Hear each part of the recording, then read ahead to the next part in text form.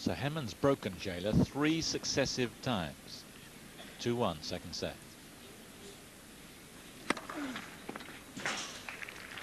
And the stats bear out what you're saying perfectly through. 53% of first serves in for Chela, but perhaps even more worryingly, when he gets the first serve in, he's only winning 47% of the points, same as his second serve, so he might as well go for a better first serve percentage. Yes. Yeah, I think he won something like 65% of his first serves in his previous round.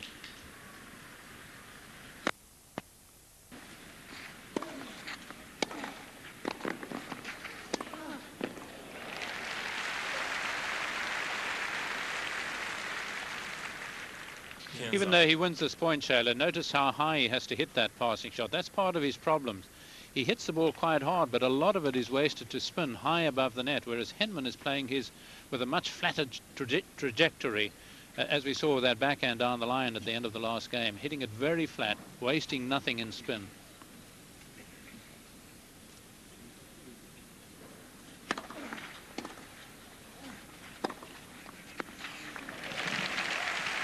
That's a shot that's let him down a little bit this evening, but not there. Watched it like a hawk, didn't he? And that is some sight.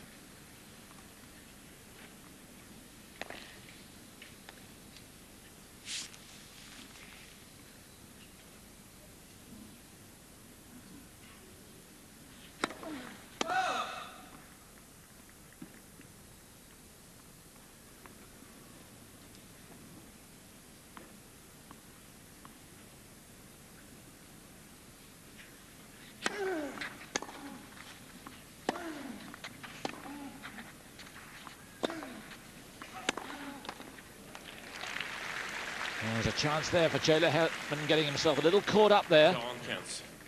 Yes, he got a little overconfident, and I think was going to try a drive volley initially, and then decided against it, I think quite wisely.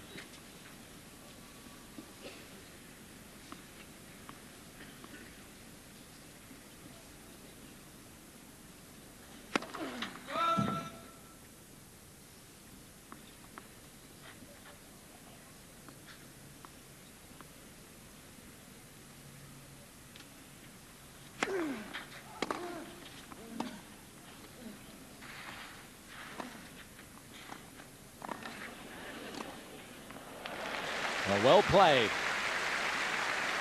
Henman, you sense, was just starting to toy with Chela, but he held his talent very well in check there.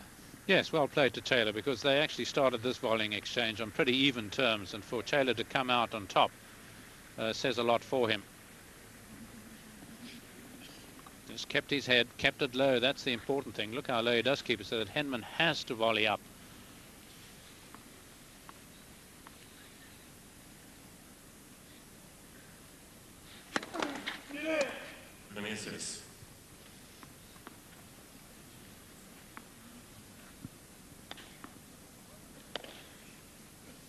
Can it continue to be this good?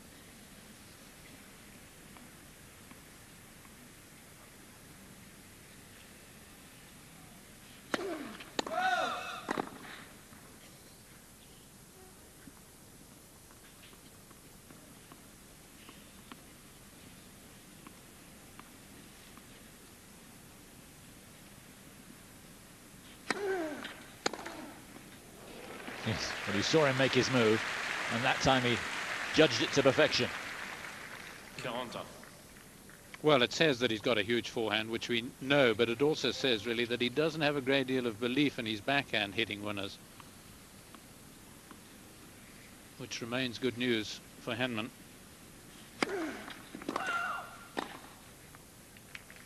It's been a very close call, Henman having a good look at it, but accepting it.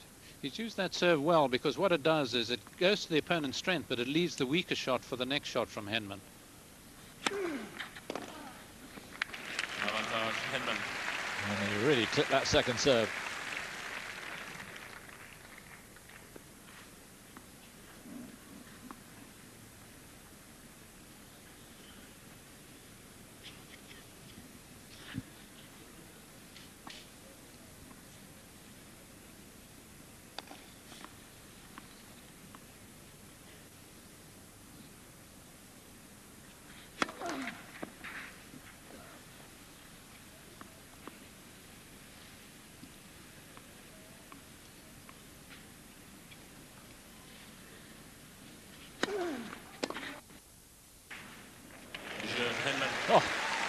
stop it.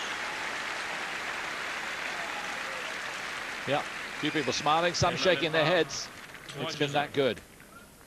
Interesting, the vast majority of experts I've talked to have been swooning about Henman's performance. The bookmakers, though, have, seem to have got a certain perspective about it. 28-1 Henman was this morning to win the tournament, and he was odds against to win this match.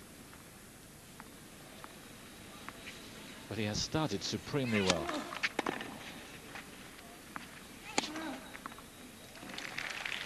And while one Argentine is feeling the pinch, another is soaring. Guillermo Correa, 2 sets up against Carlos Moy. He's got an early break, and he leads 2-1.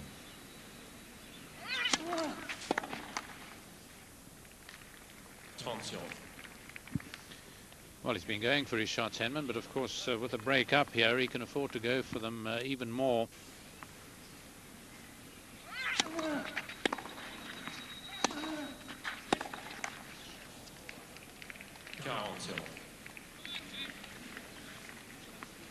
Always the chance, I suppose, that if you concede say a love service game, the chela will feel great about things, but the risk you take.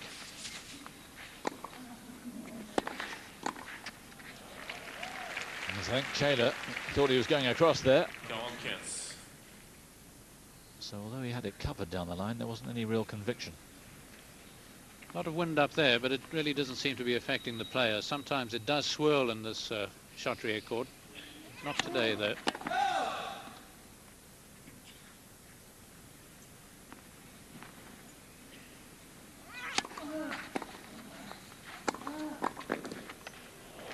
Yep.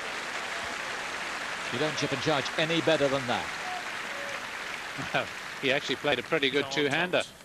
But Henman's volley was just exceptional. Meeting the ball out in front of him, hardly any backswing at all there. Wonderful control of the head of the racket.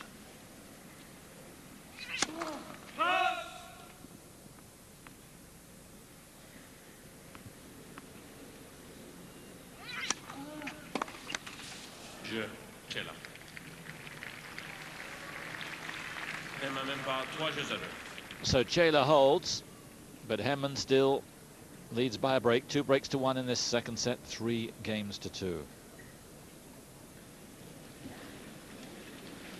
Yes, they've met a couple of times on clay. We mentioned earlier on the head-to-head 2-2 on their first meeting on clay in Monte Carlo. Chela won that, but it took 3 sets. And 2 years later, also at Monte Carlo, which Henman likes, he won in 3 sets himself, 6-4 in the third. Their last meeting was earlier this year in Doha. Henman won that pretty easily, 6-3, 6-4. The other meeting was in the US Open 2002. Chela won that easily. Yes, I think most people would have taken Chela to win this match, chiefly because Henman may have beaten him, but he's just never really done it here at the French. And even though he's got through to the quarters this year, as we were pointing out earlier, he hasn't really beaten any great clay court players. I mean, Blanco's a little past his best, not the player he was. Henman has beaten him here at the French before. So in many ways, a bit of an unknown quantity, or I suppose known to falter at this sort of stage. A big test, and he generally come a little unstuck against them. And particularly away from Wimbledon, he's never really featured in any of the majors anyway. Another reason why they might have considered he would have faded here.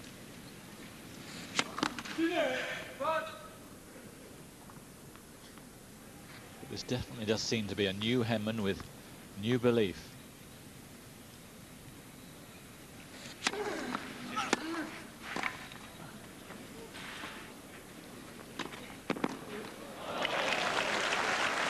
Just enough power on the flick.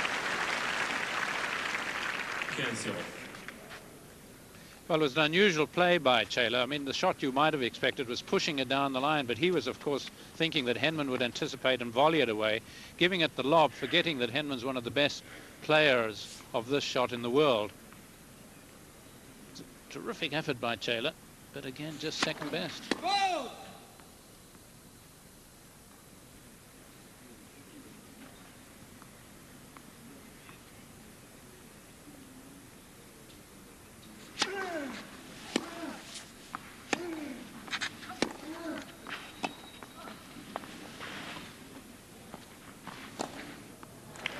That was a present.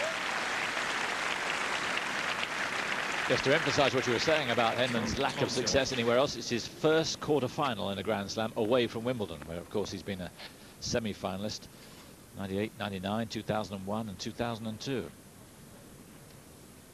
Very, very impressive sequence of results there, but not elsewhere in the slams.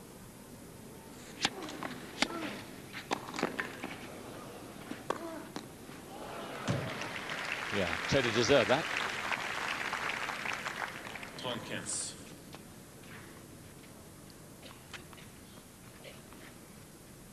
Yes, his quarter-final victims at Wimbledon: Korda, Pierlin, Federer, of course, and Andre Sarr, the Brazilian. He has lost to Todd Martin and Stich in the quarters.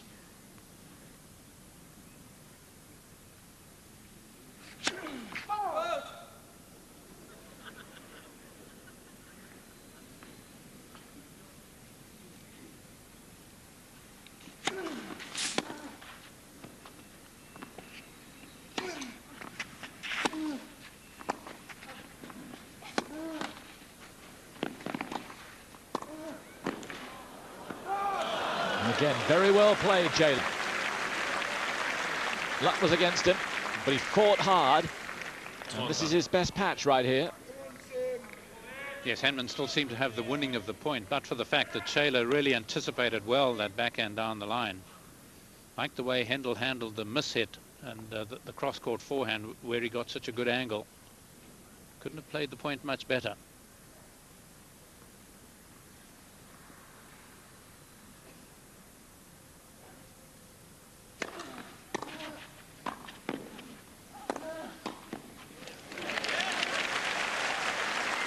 Important point, and played as such. 40. And it highlights what I said at the beginning, that the key would be just how well chela plays these backhand passing shots, and that was a key point. He didn't play it too badly, but it wasn't low enough, and Henman controlled it so well.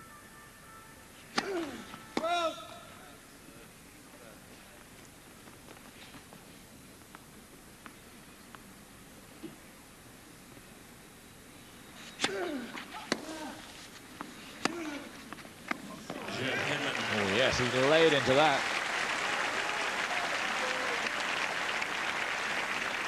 So Henman holds.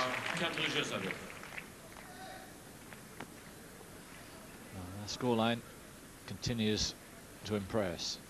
And often when you have a point like the one they had at 15, at 30-15, you just get the feeling that things are changing around a little bit, and the fact that Henman just swiped away basically those thoughts from my mind at least, I think shows how well he's playing.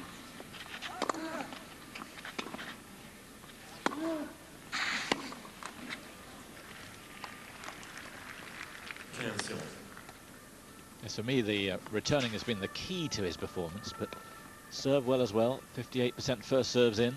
He'll take that. He wants to keep it around that if he can, or even possibly improve on it.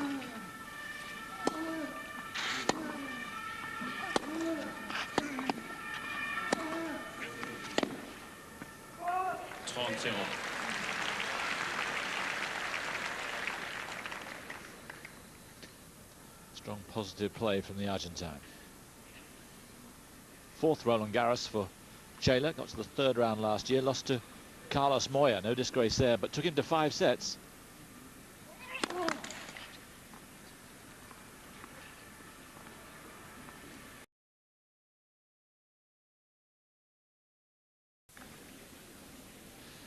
So Henman's broken chela 3 successive times. 2-1, second set.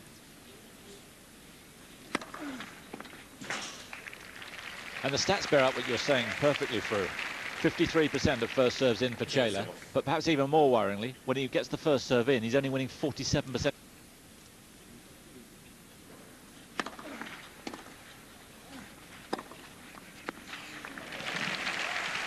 That's a shot that's let him down a little bit this evening, but not there. Watched it like a hawk, didn't he? And that is some sight. of the points, same as his second serve. So he might as well go for a better first serve percentage. Yes. Yeah, I think he won something like 65% of his first serves in his previous round.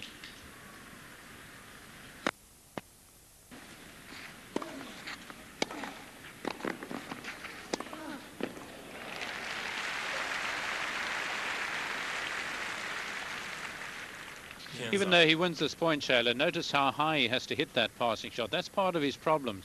He hits the ball quite hard, but a lot of it is wasted to spin high above the net, whereas Henman is playing his with a much flatter trajectory, as we saw with that backhand down the line at the end of the last game, hitting it very flat, wasting nothing in spin.